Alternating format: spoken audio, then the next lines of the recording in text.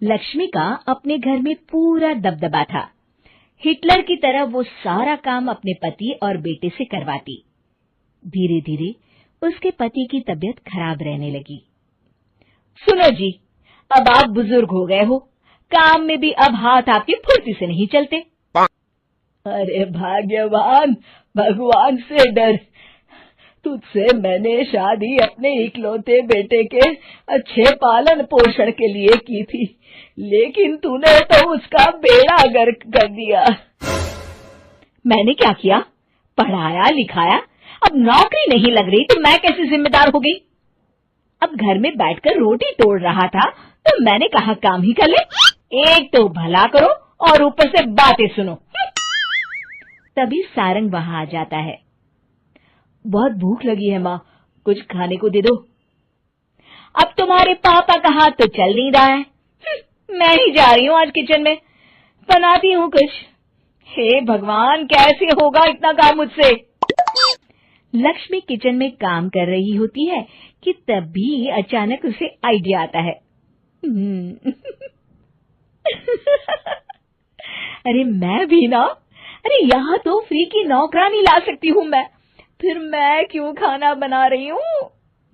उस दिन लक्ष्मी सारंग की पसंद का खाना बनाती है और बैठकर उसे बड़े ही प्यार से खिलाती है। खा ले बेटा, खा ले, पेट भर के खा ले। अरे रुक, मैं तेरे लिए ना गर्मा गर्म रोटियां लाती हूँ। सारंग और उसके पिता एक दूसरे की ओर बड़े ही हैरानी से देखते हैं। बेटा सारंग, जरूर दाल में कुछ काला है, वरना ये औरत तो हमें बासी खाना भी सुकून से ना खाने दे। सुनील की बात लक्ष्मी सुन लेती है और जोर जोर से चिल्लाने लगती है। अरे हाँ, भलाई का तो जमाना ही नहीं रहा। एक तो आग में खुद को जलाकर तुम लोगों के लिए खाना बना रही हूँ और ऊपर से तुम्हें दाल काली लग रही है। अरे माँ, पिताजी का ये मतलब नहीं था, तुम बुरा मत मानो। अरे हाँ बेटा, तू कहता है तो मान लेती हूँ। लक्ष्मी सारंग के पास बड़े ही प्यार से बैठ जाती है और फिर कहती है, बेटा मैंने ना तेरी शादी करने की सोच ली है। अब तेरे पिताजी के हाथ भी नहीं चलते, तो सोच रही हूँ तेरे लिए बीवी ले आऊं। अब पता नहीं ना मैं भी कब मर जाऊं।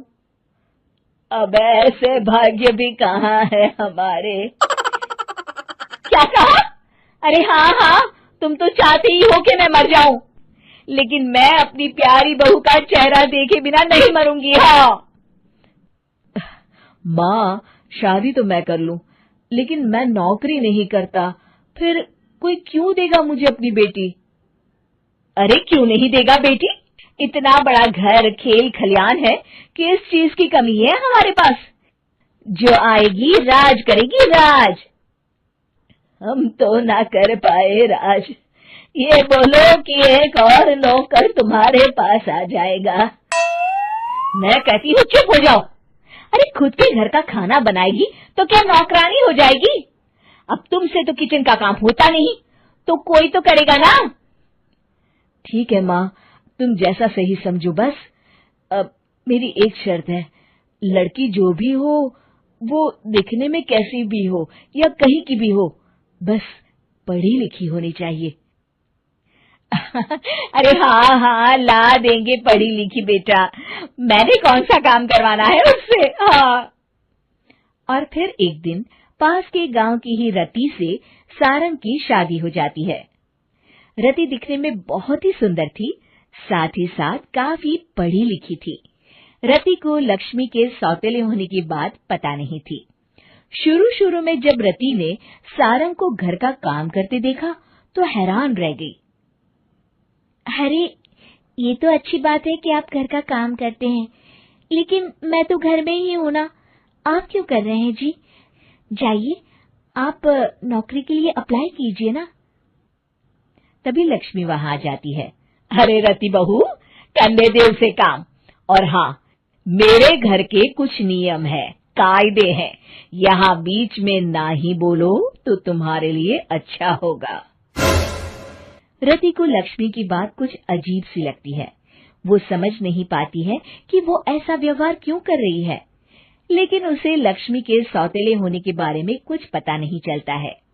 फिर एक दिन तो हद ही हो जाती है।